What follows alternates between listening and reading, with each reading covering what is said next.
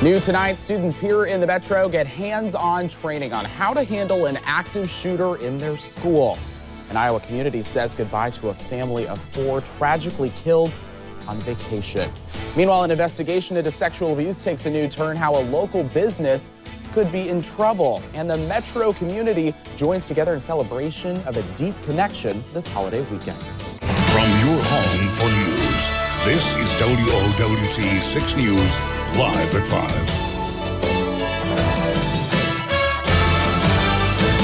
Good evening. Thank you so much for joining us tonight, live at 5. I'm Collin Ruane. Well, new tonight, recent shootings are prompting area parents to prepare their kids.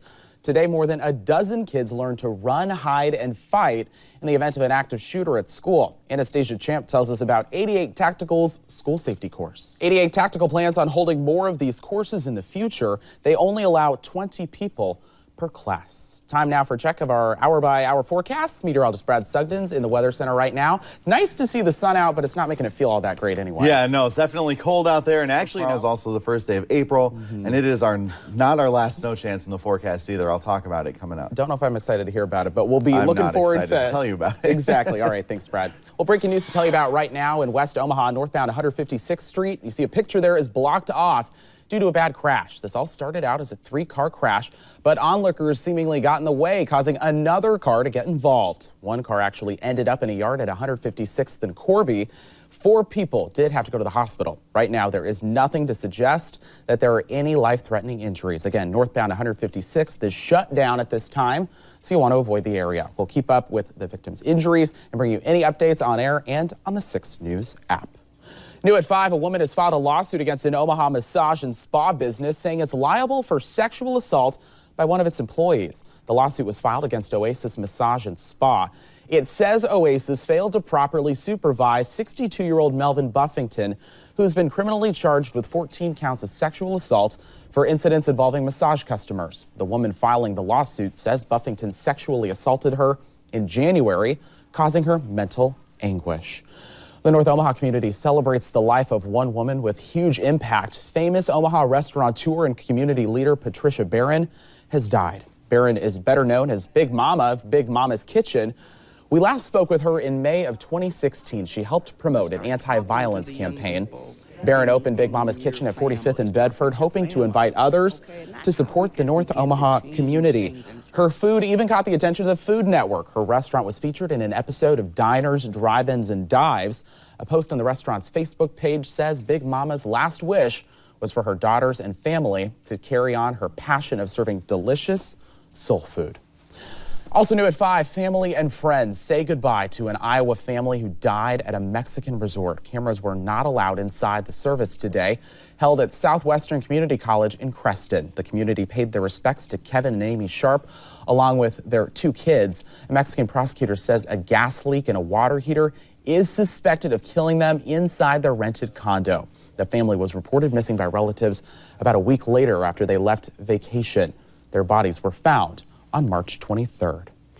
Meantime, an Omaha family is without a home after a fire tore through it. Firefighters rushed to this home near 34th and Seward. It was around 6:30 a.m. Smoke poured out of the house and flames burned inside. The house is a total loss. Thankfully, everyone made it out safely. We asked homeowner what he'll do now. Man, there's nothing I can do. You know what I mean? The only thing I can do is pray at this point in time, and hopefully, you know, things will come together right, and we'll just find us somewhere else to be. Unfortunately, his pet birds did not survive the fire. Investigators say a malfunctioning dryer is likely to blame. Well, if you get electricity through Mid-American Energy, you could soon get a refund. The company is returning $42 million to customers in Iowa. It's the result of a new tax law lowering Mid-American's tax rate. Mid-American is returning all of the money it's saving. Refunds will appear as credits on monthly bills. New chicken farms are hatching in Washington County, hoping to capitalize on a new Costco chicken processing plant. Told you earlier this week how some in Arlington aren't happy with them. The same thing is now happening in Blair. Justin Novak lives in a subdivision just across from where a couple plans to build 8 broiler barns. Each would hold 42,000 chickens. Novak worries it'll cause his property value to plummet. I think the concerns that everybody has, number one is air quality. Are we going to have, issues with the semis coming down these roads and chicken feathers and debris and everything blowing around. Novak wants county officials to establish buffer zones around subdivisions like his.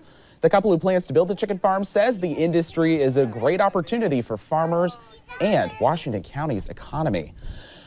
Nationally, a jury has decided the widow of the 2016 Pulse nightclub shooting did not help her husband kill 49 people. Prosecutors say Noor Salman knew her husband, Omar Mateen, was stockpiling weapons and scouting locations for the shooting.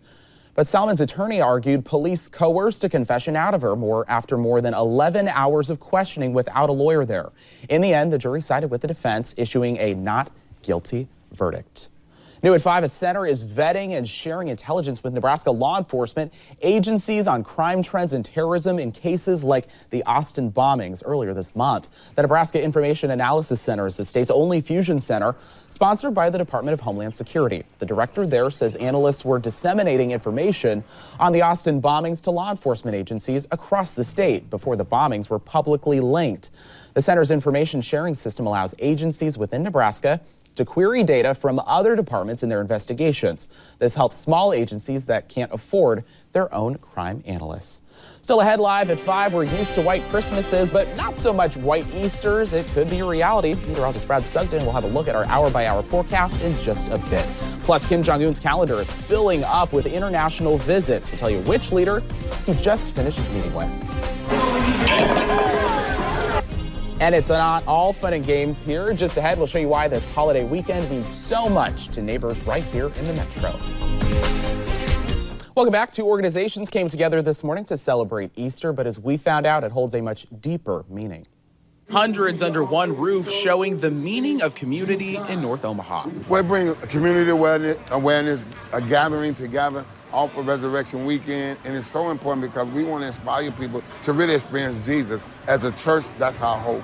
This is the scene of Saturday's Easter extravaganza at the Hope Center. Apart from activities like knocking over cans, the hunt and games provided a safe place for family fun. It's a place where we can have fun. Yeah, safety's a big factor, but really at the end of the day, we want them to just come in and have a great place to have a good time. And maybe more importantly, all of North Omaha was represented. It's always a great thing to come out and see the community come together. It's a beautiful community.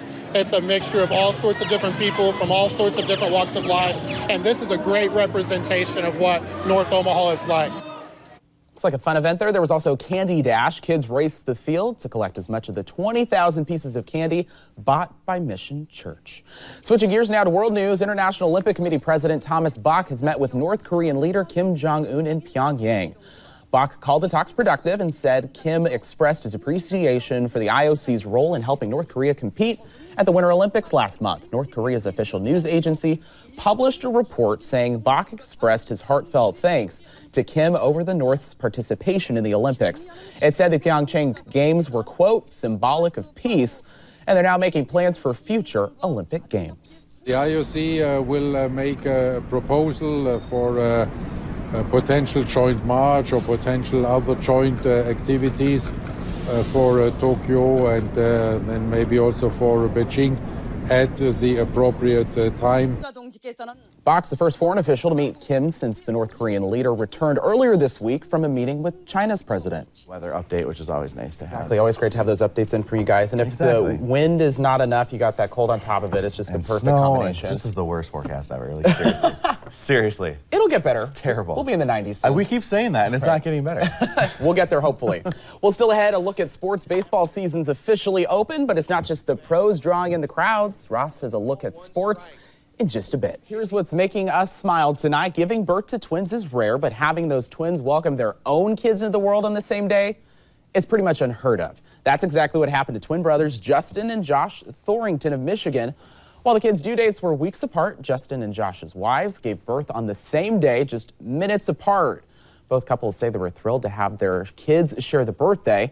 They just hope they'll be as close as their dads, Justin and Josh. So what made you smile today? We welcome you to send us your pictures. The easy way to do it is by going to WOWT.com/thismadeusmile. Just submit your pictures right there. Turning our attention now to sports. We're already talking Husker football, spring practice underway. Ross is here to talk about it. That's right, and I'll tell you what, they're smiling down there. Thank you, Ross. Just ahead here on 6 News Live at 5, the city of Memphis makes great new strides to remember civil rights hero 50 years after his death. But first, part of the airport in Kansas City shut down, and the cause is sure to bug you. You're watching 6 News Live at 5. Welcome back. Part of Kansas City International Airport is shut down. Nothing to do with the weather or flights, but shuttered after someone spotted bed bugs. NBC's Tom Dempsey reports. Good to see they're working on it. The origin of the bed bugs, that is still a mystery, but staff closed the food court out of an abundance of caution. It has since reopened. Well, it is almost summer, and a visit from a surprising swimmer. Doesn't feel like almost summer, though. We're live. 6 News Live at 5, just after the break. Back, the Memphis Heritage Trail opened ahead of the 50th anniversary of the assassination of Dr. Martin Luther King Jr. The new attraction boasts the city's rich culture and role during the civil rights movement. The 8-year project is expected to revitalize the city's most historically important communities, while also highlighting the African Americans who built them. The trail is centered around its new app, where people can receive a virtual tour while visiting the sites. Memphis is home to 3 out of 10 sites in Tennessee that are part of the National Civil Rights Trail. Here's something you don't see here in the heartland. Imagine waking up to find an 11-foot alligator taking a dip in your swimming pool. That's what happened to a Florida couple last night.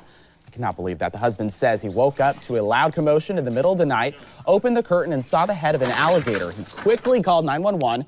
Sarasota County deputies called an animal trapper who got the alligator out of the pool. Thank goodness. The couple says the gator busted in through the screen porch. 2 things we don't have here: alligators and that warm weather right now. Yeah, we don't have any of it. Nothing. It's not even coming our way either. Let's take a look at our forecast one more time.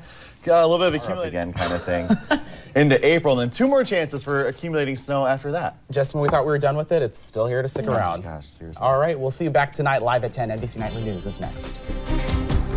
WOWT 6 News is everywhere. Watch every newscast streamed live on our website and mobile app.